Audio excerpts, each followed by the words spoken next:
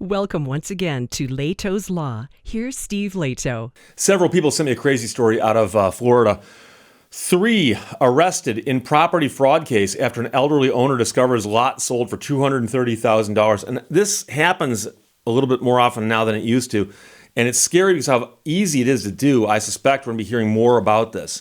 And we probably do need to straighten these laws out a tiny little bit, which will take some work. I think it can be done, but it's scary how easy it is to steal property. Steal property. We're talking about real estate, the dirt, the ground, the piece of the planet we're talking about. Ariana Asperu wrote this from Miami Herald. Shirley Gibson is 86 years old. 86 years old. She went to the county office to pay her property taxes, and when she got there, they said, "Oh, you don't need to pay these. The new owner paid them already. You don't need to pay these. Once you sold this property, you don't have to pay property taxes anymore." So she had owned the lot. It was in Coconut Grove, which is a really cool place. And her grandfather bought it when he came to America from the Bahamas to South Florida. So it had passed along to her. She owned the property, except now, according to the county, she doesn't anymore because she sold it to somebody. So she eventually learned that what had happened was the property had been stolen and resold for $230,000 without her knowledge. Now, the property's still there. You can't physically take the property elsewhere, but the title to it had been stolen. So she called a friend of hers who's a lawyer, and the lawyer called the police. And recently, the authorities held a press conference to highlight the growing problem of fraud against the elderly. Prosecutors revealed they had charged 3 people who are suspected of being involved in the theft of this property. The 3 were charged with a host of felonies, including money laundering, grand theft, organized scheme to defraud, and theft from a person 65 years or older. Police believe the scheme, which involved a complicated series of deposits and wire transfers before the property was sold, was not their first offense. The assistant police chief in Miami said at the press conference, "I think that when we're looking at a crime this sophisticated and really this bold, we're again just scratching the surface." Florida is second in the country for elder fraud, with over $84 million lost by those over 60 years of age in the state, according to an FBI report. Over the past year, the elderly in South Florida have been hit hard. Recently, a 93-year-old man was robbed of his home and $500,000 in cash by his son and his niece. In April, a 31-year-old nurse practitioner was arrested for participating in a scam to target elderly victims and convince them to wire her money.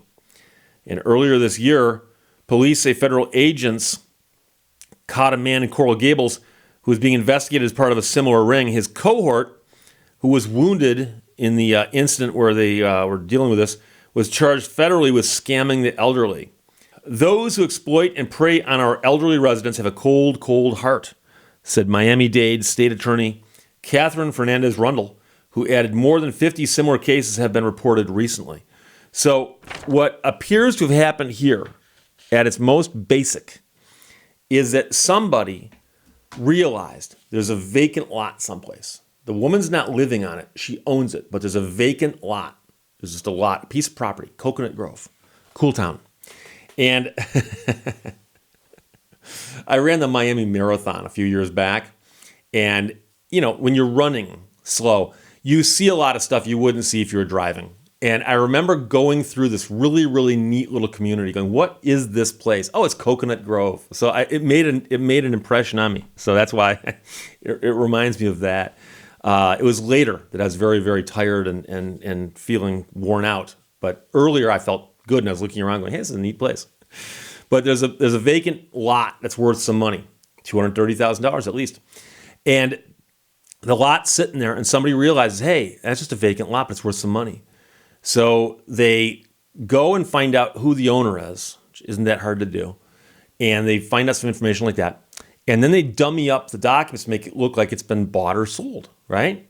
And they create these sales documents, and then they go and record those documents. And now the county, who keeps track of ownership, has this piece of paper that says, oh, it was sold by her to these people. Now, these people then sell it to somebody else. Somebody else is looking for property, and these people go, hey, we got this piece of property here, we want it $230,000. they say, oh, okay, we'll buy that piece of property from you. So they buy the piece of property and they give $230,000 to the people who are on paper the owner, but not really, because the woman would still own the property. And now these people are out $230,000, and these people have caused it to look like on paper this woman no longer owns her property. And so, unfortunately, it happens fairly often around the country. We hear about this. Sad part here is it happened to somebody who's 86 years old, and it's a pain to undo this. Good news is they caught these people who did it, and they're facing a whole bunch of serious charges. So that's good. But the scary part about this is how easy it is to do that, to steal property, compared to how difficult it is, for instance, to steal the paperwork for a car. So I understand you can steal a car quite easily. If you put a car in a parking lot and said, Steve, how are you going to steal a car without the keys? I just get a flatbed truck, back it up, and haul it away. I mean, that's not that difficult to do.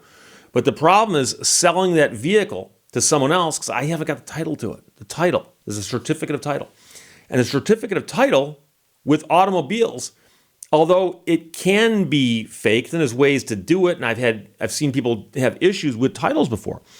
If you think about how many automobiles get titled and then sold or resold every single year across America, the number is gigantic. It's huge. It's huge. And it's got to dwarf the number of pieces of real estate that get sold every single year, because people don't buy and sell real estate as often as they buy cars, okay? And plus, many people own more than one car, or many families own one. So there might be a family living in a house for 20 years, and in those 20 years, they buy and sell 20 cars, right? So there's so many more transactions of automobiles, and what appears to be the thing that makes that work is there's a certificate of title that somebody's got their hands on, and you can steal my car, but you haven't got the certificate of title, most likely. And without that, you're going to have a difficult time reselling that car in the actual, normal course of commerce. And you're certainly have a hard time registering it, okay? And so it's interesting that we have a situation where an automobile is harder to steal in this way than a piece of property is. And the other question I have is someone's buying a piece of property for $230,000. And now I've bought and sold property a couple times in my life, and there's always title insurance involved. The title insurance company steps in and says, yes, we're going to check the title on this to make sure these titles are good and make sure the chain of title is good. There's nothing that would cloud this title. So if there was somebody involved in this transaction in that capacity, they just got soaked for $230,000 because somehow they missed the fact that the people who were selling the property had acquired title through shenanigans at the clerk's office with this paperwork.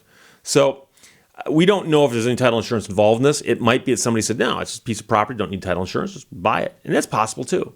Well, it's scary how easy it is to steal real estate compared to how difficult it is to steal a car in the same manner. And that is to get the paperwork that indicates that you are the true owner, and how difficult that is with an automobile versus real estate. But, it might just be that until recently, there has been enough of this going around for people to be looking into it. But I suspect somewhere down the road, they're going to have to do something to make the real estate process a little less prone to this kind of chicanery. There you go. So as of right now, they've arrested 3 in the property fraud case after an elderly owner discovered that her lot had been sold for $230,000, and that lot had been in her family for decades. Keith, Gayla, and Adam all sent it. Thank you very much. Ariana Aspero wrote it for the Miami Herald. Questions or comments, put them below. Let's talk to you later. Bye-bye. Thank you for watching Lehto's Law.